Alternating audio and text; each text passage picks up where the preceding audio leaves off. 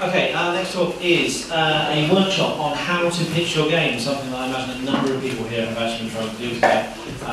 So for this workshop, please welcome to the, I say stage, the slightly higher end of the room, Jon Torrens.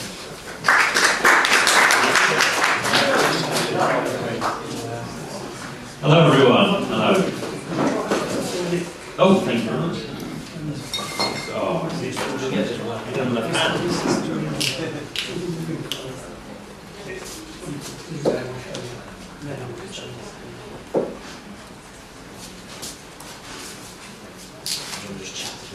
So, hello everyone, welcome.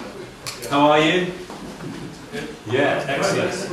My name's Jon Torrens, and I'm going to talk to you about pitching game concepts. A little bit about me. I've worked as a designer at companies including Sony Cambridge, now Cambridge. Oh, look at that, and there I am. Lovely, just to prove it. I've also worked at Criterion Games and Argonaut in London, if you remember them. So, something else you should know about me is I did stand-up comedy for a number of years, so I've learned the hard way how to engage an audience, how to communicate, how to get ideas across. Do I need this, first of all? No, fantastic. No, I was more thinking for the video upstairs. Ah, No, don't worry about that. Are you sure? Is that okay? I'm used to shouting. It makes sense. So I've got a number of things I want to go through, but I'd also like to hear about what you would like to know. What are the key things you would like to know about pitching? And throw something at me now, because it's always good to find out what you're about. Very funny. A tomato was the suggestion there. Anything in particular that you're concerned? Yes, sir. Just like really basic things like, okay, sort of if you've got a deck of slides, how many slides to put on there, what sort of things to put on there. Oh, good. Excellent. Because what order to put them in? Yes, what the structure should be. So that's really, I'm glad you asked that, because I came here and I thought, right, I've got lots of great ideas about how you pitch. A lot of the stuff that I coach people in will be in presentations, specifically, and using PowerPoint. I do one-to-one training, group training, and I work with software developers and tech companies and academics at Cambridge University. And then I came here and I thought, hang on a minute, these people have all got code. They're not going to be in that situation. So I've realised there's different scenarios, so I'm glad that that's something you want to deal with. So let's kick off, and kick off with the hope of this actually, oh, it's not advancing. This is the, I'll get to technology later on, and how that can be your friend or your enemy. There we go. You get, oh, so this is now irrelevant. Shouldn't be. I don't have the power of the click. That's not happening. It doesn't matter. So, I have a couple of different philosophies. And the first one I find really useful for any kind of presentation, and in fact for life in general. Prepare thoroughly. I find when I talk to people and they've had a bad presentation or a bad pitch of any kind, it's because they didn't put in the prep. Preparing thoroughly is basically the foundation for any good presentation or pitch. If you don't do the good prep, you're putting yourself in a really bad position. Secondly, oh look at that, because that's, you can just click through. That's fine. Excellent. Next one, go with the flow, look at that, it's so appropriate, because you can't control what's going to happen, as has been demonstrated already. The two approaches, very interesting. So you can prepare thoroughly with something that's really rigid, and you can have your precise sequence of events. The trouble with that is, you're kind of setting yourself up for a fall. If you have a very precise sequence of events, then how can you adapt to the things that are going to happen, which are unpredictable? If, on the other hand, you're purely improvisational and going with the flow, then there might not be a decent enough structure, and it might look as if you haven't prepared correctly. However, if you prepare thoroughly in a fluid way, so that you're ready to adapt, and then on the day go with the flow, I think you put yourself in a really good position for a good pitch. Because you can't control things. Something will happen with the text. Something unexpected will happen. Ultimately, I think having a list of things that you want to talk about, which is kind of a palette from which to draw, I think that is the way to do it. Because you can create a lot of pressure for yourself and a lot of tension by thinking, I have to have this exact sequence, it has to happen in this way. By having things fluid and adaptable, you take that pressure off. You think, oh, I'm going to go and talk to some people about my idea. Be creative. Be yourself. I think it's easy to think, well, I'm going to go and tell some people about my game, and that's it. Why not put in your personality? We want to be original. That's what we want. We buy from people. We want to see some personality. If you're producing something that's just the run-of-the-mill, it's not going to work. Being convincing, having some emotion. Like I said, we buy from people.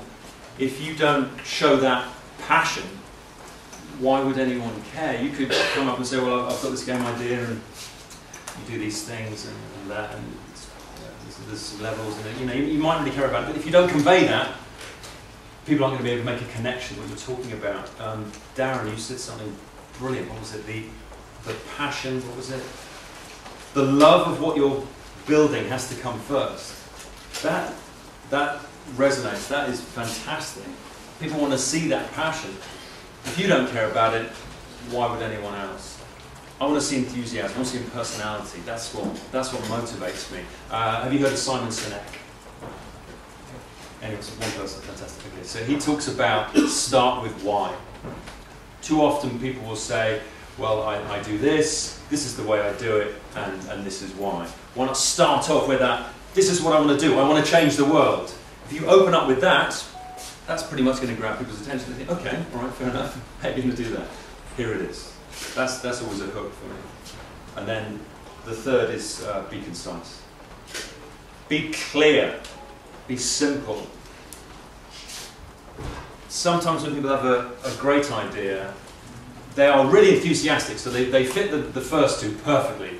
They are creative, they are original, they've got personality, they've got loads of enthusiasm. But I've met people talking about an idea, or a game, or a business, and they talk for half an hour, and they're so passionate, and they love it. And after half an hour, I still don't know what it is. They haven't formulated it or framed it in a way. And there needs to be that really simple summing up.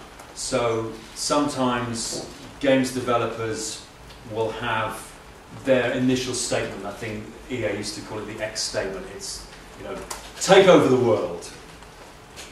Then you need that backing up. But I think the EA used to call it the razor, which is a pretty cool sounding phrase, which would be something like, I don't know, control lots of vehicles, or I don't know, rise up through the ranks in different governments and take power of the world that way. So it's showing the ultimate objective and then the way that you do it. But being able to communicate stuff in a really simple, clear way is really important. It's easy to get carried away with that amazing idea, but then not to sum it up accurately.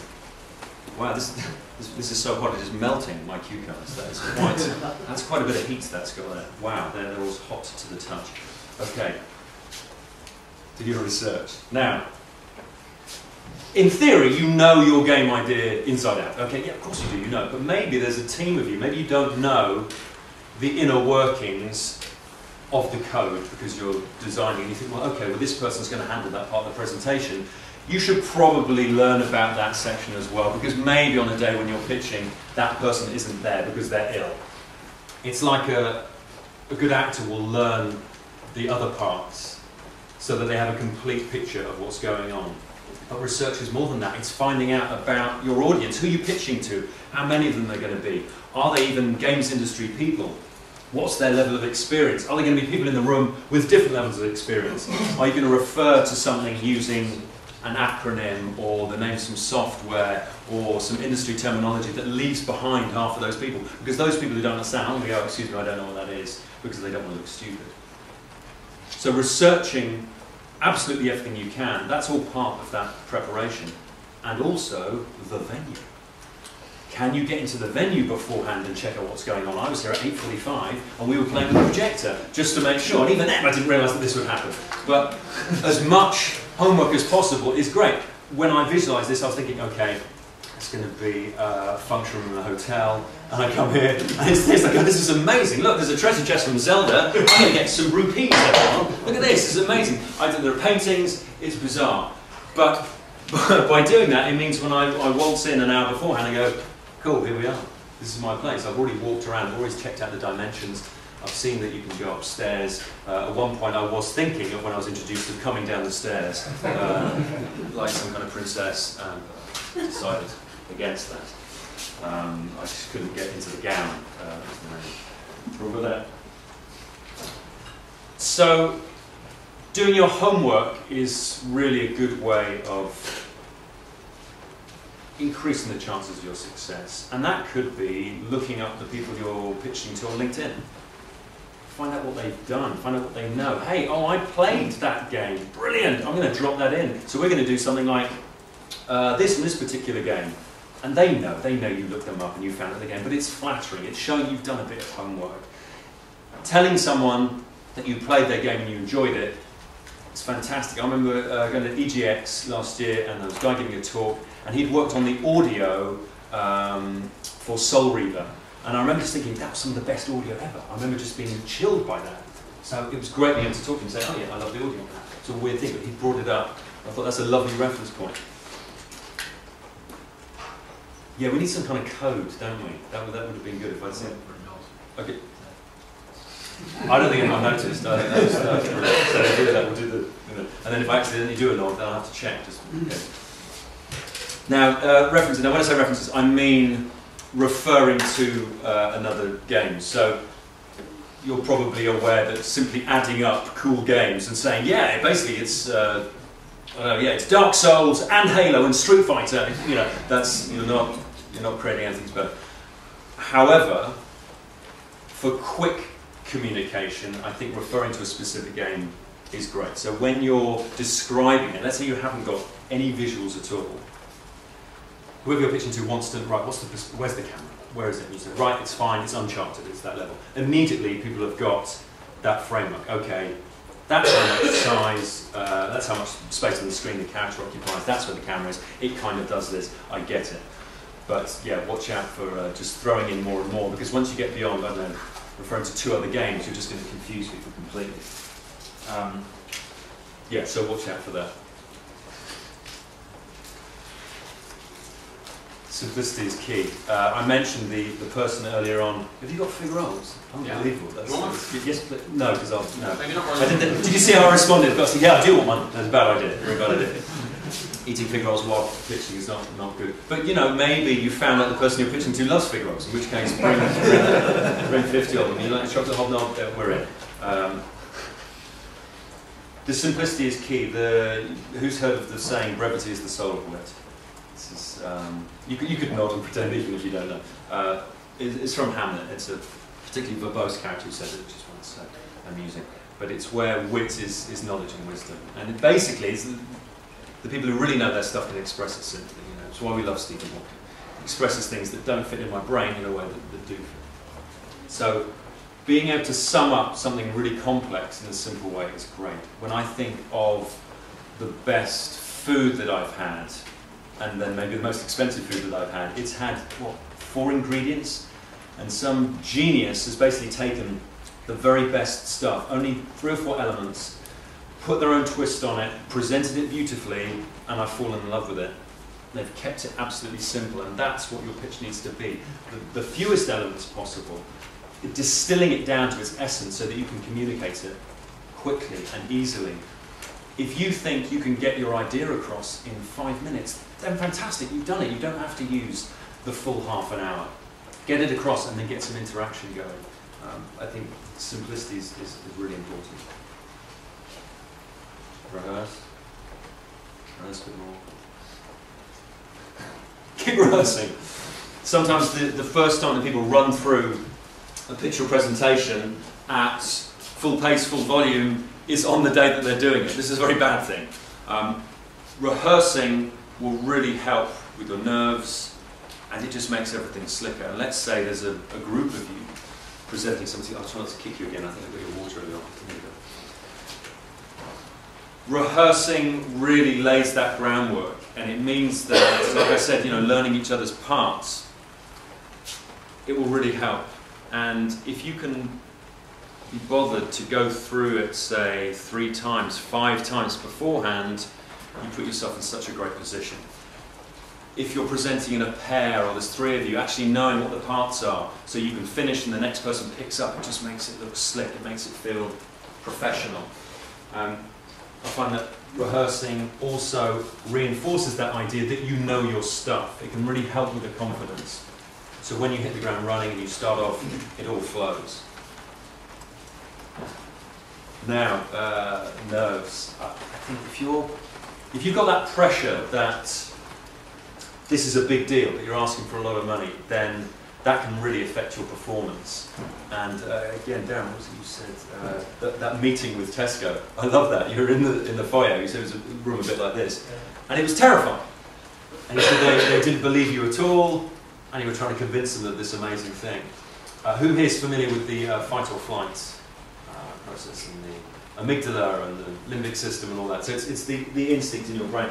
You reach this level of nerves where it takes over, where you've got adrenaline pumping through you. And it's because this unconscious part of your mind believes that you're in physical danger. It's the only part of the only thing that it understands. It thinks that maybe you're going to have to fight someone or run away.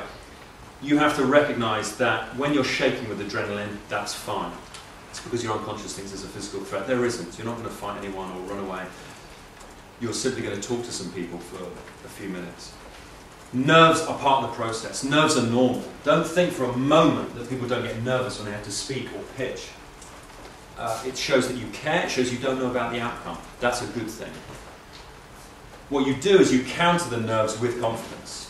You counter it by writing something and preparing something that's really solid, that works, that has a great structure, that has a story, and by rehearsing it. You create that association with your unconscious that actually, I like this is fine, we're okay with this. So you can counter the nerves very well by doing that, and rehearsing in a group is really good. And do you know what, once you've rehearsed a few times, try it out in front of someone else. Say that we've gone through this pitch, we think it's pretty good.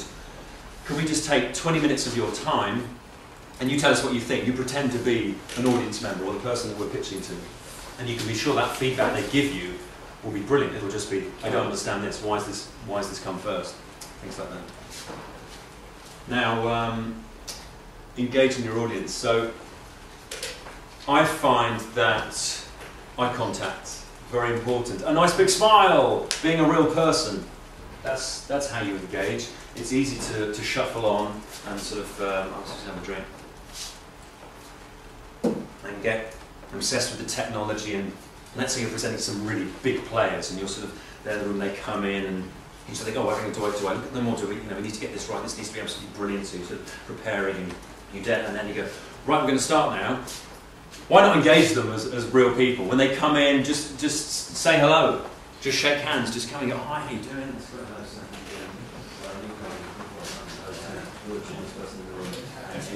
Camera, so we can really nice. So just that sort of, not even banter, it's just, how's your day? Yeah, it's something else. That's fine, because you'll know it's about business. The business is going to come, it's going to happen. So treating people like they are people and showing that you're human is great. And if there's more than one of you, you get the other person to do the tech bit. They're setting up, and you go and engage people. Say, hi, yeah, we're just going to do this, and maybe even take it in turns. Engage people that way. I think, let's face it, if people have decided that you're worth seeing about your game, then they maybe already made their decision. A bit like if you get called in for an interview, they've decided on paper, yeah, okay, you fit, but actually, are you a lunatic? Are you going to go with other people? Are you going to stay late? Are you going to get on with people? You know that people get jobs who aren't as well qualified as somebody else because they get on with other people, because they're likeable. That's kind of key. Let's face it, if someone wants to do business with you and they like you, that's it, you're going to be in. And in terms of likability, showing your flaws and maybe not being super confident speaking, that's fine. You can say, look, I'm nervous, but we're going to get on this, we've got some great stuff to show you. I find that really works. A quick word on bullet points, and just keep clicking. I think that reading from the slide is tedious, patronising, and a waste of everyone's time. I don't believe that bullet points are evil in themselves. I believe that reading them verbatim to people is patronising, awful. They can be a cue, they can illustrate something you want to talk about. So earlier on I saw some bullet points and it was fine because it was a point. I think Ed Valiente had a bullet point, that was great because he had then elaborated on it. Anytime I'm reading to you, it doesn't work because first of all I'm not looking at you while I'm talking, which makes no sense. Sometimes I see people speaking, I hear the volume of their voice drop while I'm writing and I think, you're not even looking at me. So why would you can't have a conversation with people like this? It makes no sense.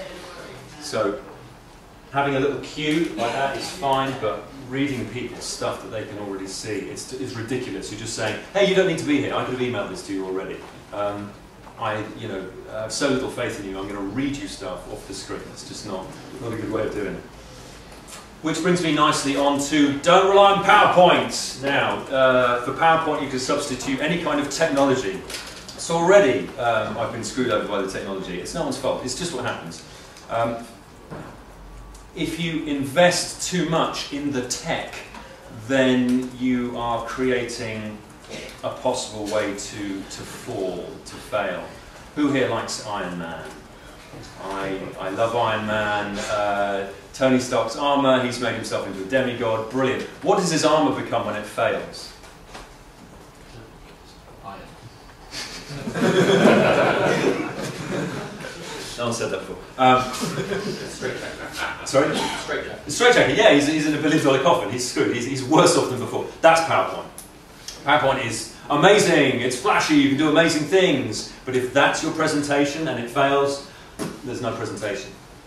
I think people confuse presentations with the technology. Oh, I've got my presentation on a stick. No, you haven't. The presentation is a load of ideas. It's amazing stuff you want to communicate.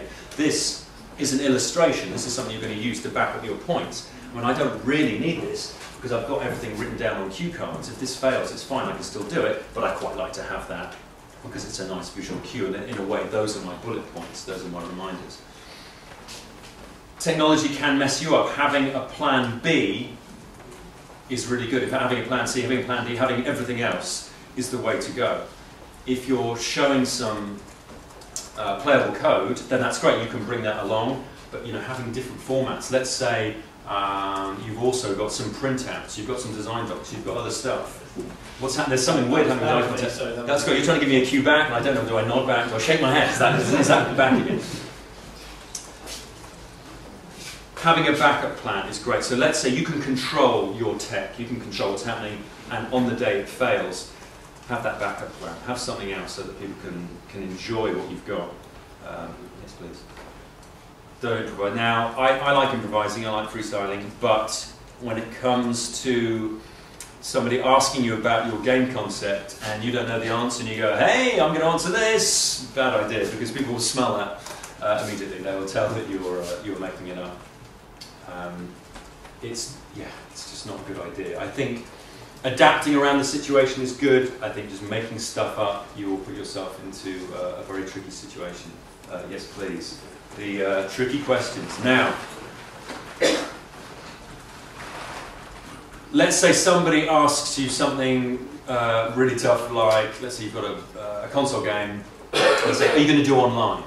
And right, you're stuffed at this point, because if you say no for definite, you think, well, you might turn them off. If you say yes, oh, hello, I've just committed to another 12 months of development time. If you consider every awkward, horrible question, what are the questions you would like them to not ask you after your presentation, after your pitch? Consider an answer for every one of them. So in the case of the online, you might come up with an answer which is, so let's say it's today, and you say, okay, we haven't made a decision on it, but we will have by the end of June, so we'll do that end of June. And you rehearse that and you go, right, that's our stock answer. So if anybody asks that, it comes straight back. You're going to do online? No, we'll make a decision by the end of June. Rather than the conflab, we go, we're going to do that? I don't know, should we do that? Sort of Dragon's Den thing, like, I don't know, should we do it? It makes no sense. So having the answer to come straight back, even though it's batting them away, it's ready, it's prepared, and it's showing you've done your research. Yes, please. Why not try to enjoy it? Maybe that's easy for me to say, but why not go in there with the objective of we're going to tell some people about our amazing idea and we're going to have some fun as well, we're going to enjoy it. Wouldn't that be lovely? I think as an objective that's just so important. That's almost like the final thing. It's just, want to go and have fun. If you can liberate yourself from the pressure of, we must sell this, we have to get investment, then you'll probably come across better, you'll probably increase the chances of getting that investment in the first place. Okay, so we'll just go through the last thing. So, be creative, be yourself, show your personality, be original, be different, be convincing, show that this matters to you, that this is your passion, this is what drives you, and finally, keep it simple. deliver it in a form that people understand. And then just the last two there, James, which is do the preparation. Lay that groundwork, you put yourself in a really good position, and finally on the day, just go with it. These are important people, you want to impress them. Ultimately, they're going to call the shots. Thank you very much for listening. Thank you.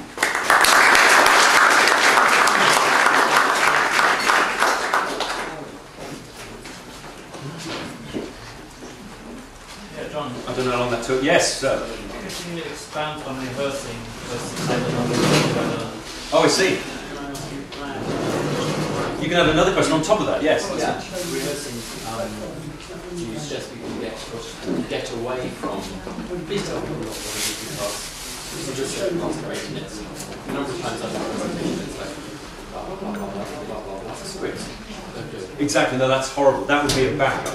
That would be the emergency backup. No, you should do it like, you know, if you see any kind of talk show, they're asking questions, and I'm thinking, this is amazing, this is flowing really well. Well, of course, they've rehearsed it 100 times, they've gone through it. No, it should be rehearsing with the objective of it being as natural as possible. So, no, certainly not cardboard and stiff. It should be fun and fluid. It should feel natural, yeah. You know, my group is, that's right, but I think having that fundamental grounding, knowing what you're talking about, you get to the point where you can open yourself. Yes. And that then takes the life out of it. And I think that's this is one of the referring first essentials of that. I don't get that, but I think one of the things I found is that knowing how to punctuate your slides with words and message, thinking in three kind of points that reinforce the message you get across. Yeah. It's that kind of ability to take your instinct and that punch it through that seems to make a difference. So you don't get tied out of the boredom, your own boredom.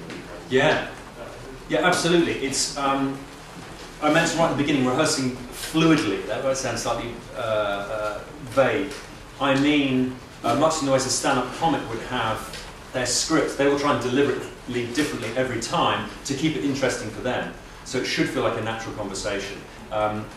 One of the best ways to think about it, I think, is to have a key word, not a script as such. Like we're going to talk about navigation, levelling up, whatever, and we're going to try and make it different each time. Then you'll find there'll be nice little touches you have, little bits of interaction, banter almost, that really help keep it fresh. But yeah, you might be pitching to 50 people consecutively over a few months, so it needs to feel alive and fresh, yeah.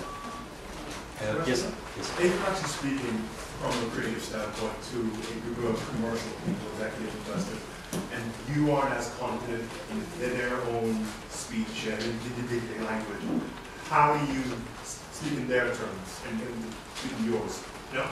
Ask them how much they know. That's almost the first thing. It's like if you're talking to someone you're not sure what their level of knowledge is, how much do you know about this? How much do you know about AI? How much do you know about game development?